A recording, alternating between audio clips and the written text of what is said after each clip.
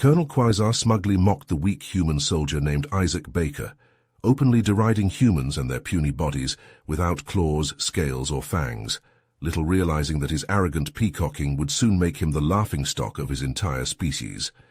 "Look at this pathetic specimen they send to us, to discuss terms," Quasar scoffed to Major Zephyr. "He's half my size, with no natural weapons. How has this species even survived?" Quasar examined his own muscular, green-scaled arms, admiring the razor-sharp claws at the tips of his 4 fingers. His piercing yellow eyes then travelled over the human's fragile form as Baker stood at attention before him. The small man had a mop of brown hair atop his head and wore a skin-tight black bodysuit that left nothing to the imagination. Zephyr nodded, also puzzled. "Quite strange, Colonel. They seem to compensate for their physical weakness with advanced technology, but remove their weapons and armor." The Major chuckled darkly. The 2 UNA's officers walked slow circles around the lone human soldier, like predators toying with cornered prey. Baker remained still and calm, keeping his eyes forward. Around them, the command deck of the UNA's mothership Nexus buzzed with activity as they orbited planet Kepler 186F. Both the UNAs and humans coveted this world for its abundant rare minerals, and these negotiations would decide which side could claim it. "Remove them, you say? Capital idea." Quasar grinned at Baker. "Human, you claim to be a capable warrior race. I challenge you to hand-to-hand combat. No weapons or armor, just fists and skill. Or are you as cowardly as you look?" The bridge fell silent at this brazen challenge. Everyone knew Colonel Quasar's ferocity in a fight. No UNAs had bested him in years. Surely this soft, small human would be ripped apart. But if Baker declined, the UNAs would see it as proof that humans were spineless and inferior, unworthy of Kepler 186F. Zephyr tensed, awaiting Baker's response, understanding the gravity of this moment. The human envoy's next words could decide the fate of 2 species and an entire planet. Zephyr couldn't hide his shock as Quasar related the events of the match. "I can't believe it, Colonel. He bested you in hand-to-hand combat." Quasar nodded, his yellow eyes narrowed. "I underestimated him, Zephyr. I thought I could overpower him easily, but he was quick and knew just where to strike. It was like he had studied our anatomy. And the marksmanship round." "Even more unbelievable," Quasar said, shaking his head. "You should have seen him handle that plasma rifle. It was like an extension of his body. He hit every target dead center, faster than I've ever seen anyone shoot, faster than me." Zephyr whistled low. "I never thought I'd see the day. The great Colonel Quasar beaten by a human." "It gets worse," Quasar said, his voice dropping. For the final round he proposed a battle of wits, a puzzle-solving contest. "A puzzle? What kind of warrior's challenge is that?" "That's what I thought. But Baker insisted, and I was so angry at losing the first 2 rounds, I agreed just to shut him up. I thought, surely I can beat this scrawny creature at a simple mental challenge." Quasar paused, his fists clenching at the memory. The puzzle was fiendishly difficult, Zephyr, a series of interlocking metal pieces that had to be separated. I tried for an hour, growing more frustrated by the minute. But Baker, he solved it in under 10 minutes. Zephyr was speechless. A human had bested one of their finest warriors in not 1, but 3 different challenges. It defied belief. "I think we've gravely misjudged this species, Major," Quasar said, his voice grim. "They may not look like much, but there's more to them than meets the eye. We would be foolish to underestimate them again." "What will you do now, Colonel?" Zephyr asked, still trying to process this stunning turn of events. Quasar was silent for a long moment, his gaze distant. Then he straightened, a look of determination on his scaly face. "I'm going to train harder than ever before, and the next time I face a human in combat, I won't make the same mistake twice." Zephyr listened with rapt attention as Quasar described the final round of the contest, a complex holographic maze filled with traps and dead ends. The objective was simple: navigate a small drone through the maze and reach the center in the shortest time possible. Quasar, determined to salvage some pride after his defeats in the previous rounds, studied the maze intently, his tactical mind working to map out the optimal path. In contrast, Lieutenant Baker took a more unusual approach. He sat cross-legged on the floor, eyes closed, his breathing slow and measured. To Quasar, it looked like the human was taking a nap before the round even began. "What in the stars is he doing?" Quasar muttered, shaking his head. "Does he think this is some kind of joke?" When the round began, Quasar's drone shot into the maze, following the carefully planned route he had devised. But almost immediately, he encountered obstacles he hadn't anticipated, false paths that led to dead ends, hidden traps that sent his drone spinning off course. Baker's drone, on the other hand, seemed to dance through the maze with an almost preternatural grace. It avoided traps Quasar hadn't even noticed, slipping through narrow passages and taking shortcuts that defied logic. As the minutes ticked by, Quasar grew increasingly frustrated. He tried to adapt his strategy on the fly, but every change seemed to lead him further astray. Baker's drone, meanwhile, zipped closer and closer to the center of the maze. In the end, it was no contest. Baker's drone reached the goal in record time, while Quasar's was still backtracking out of a particularly devious dead end. "How?" Quasar demanded, whirling on Baker. "How did you solve it so quickly?"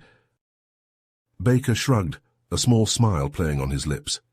"Intuition mostly, pattern recognition, and a bit of creative thinking. The UEDF trains us to approach problems from unconventional angles." "Unconventional is right," Zephyr said, eyeing Baker with newfound respect. "I've never seen anything like that. What do you make of it, Colonel? What did you learn from this experience?" Quasar leaned back in his chair, his eyes distant as he reflected on the sparring match. "I have to admit, Zephyr, I severely underestimated Lieutenant Baker and his species. My initial assessment of humans as weak and inferior was based on nothing more than superficial observations and my own prejudices." Zephyr nodded, his own perception of humans shifting. "It seems there's more to them than meets the eye. Baker's success in the match wasn't just luck or chance, was it?"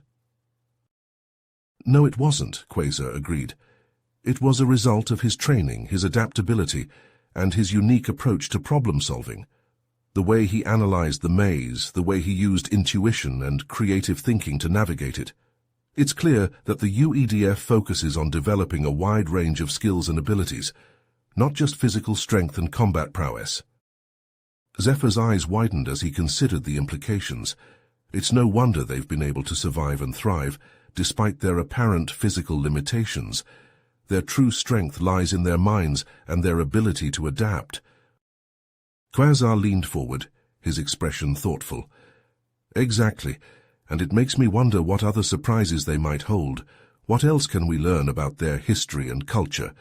What other skills and abilities have they developed that we're not even aware of?" "This experience has really changed your perspective, hasn't it?" Zephyr asked, studying his superior officer. "How do you think it will affect the ongoing negotiations between our species?" Quasar was silent for a moment, considering his answer. "I believe we have much to learn from the humans, Zephyr. A peaceful collaboration between our species could lead to great advancements and discoveries. We should approach the negotiations with a more open mind and a willingness to compromise rather than trying to dominate or intimidate them." Zephyr's eyebrows raised in surprise. "That's a significant shift from our original stance, Colonel. Are you sure the High Command will agree with this new approach?" Quasar's gaze hardened, his resolve evident. "They'll have to. We cannot afford to underestimate the humans again. If we want to secure a future for our species, we need to learn to work with them, not against them." Zephyr nodded slowly, the weight of Quasar's words sinking in. "I understand, Colonel. It won't be easy to convince the others, but I believe you're right. This is the path we must take." Zephyr's eyes widened in disbelief as Quasar's words sank in. "Colonel, you can't be serious. Defecting to the humans? You'll be branded a traitor, hunted down by our own kind."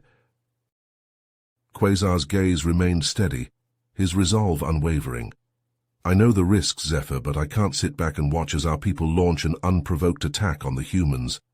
Not after everything I've learned, everything I've seen. He leaned forward, his voice low and urgent.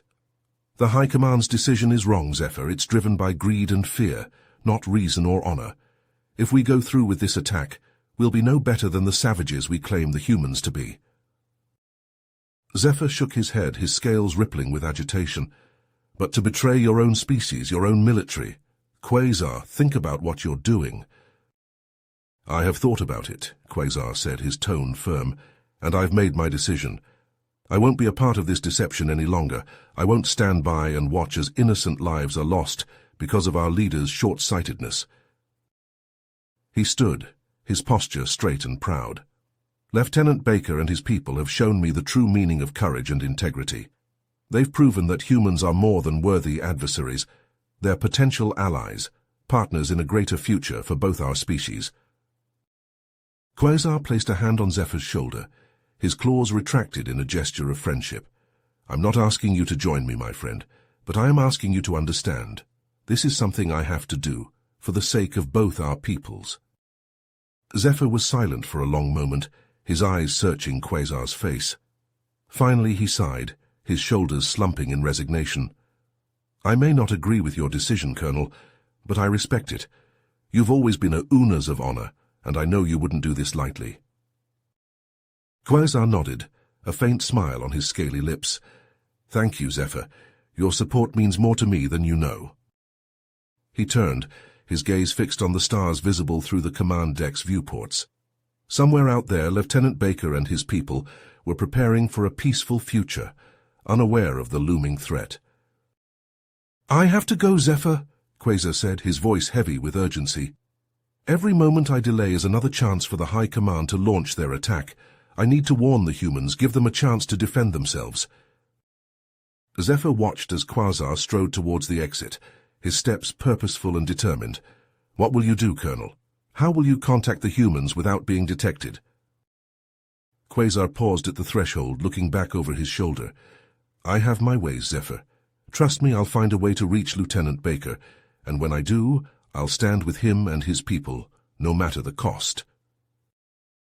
With those final words, Quasar disappeared through the doorway, leaving Zephyr alone on the command deck. The Major stared after his friend and superior, a mix of emotions playing across his reptilian features. Pride for Quasar's bravery and moral conviction, fear for the dangers he would face as a defector and traitor, and a glimmer of hope that perhaps Quasar's actions could change the course of history, preventing a catastrophic war and forging a new path of peace and understanding between their species. As the Nexus continued its orbit around Kepler 186f, Zephyr couldn't shake the feeling that he had just witnessed a pivotal moment, a turning point that would shape the future of both the Unas and the humans. And at the center of it all was Colonel Quasar, a warrior turned peacemaker, risking everything to do what he believed was right. You have reached the end of the story.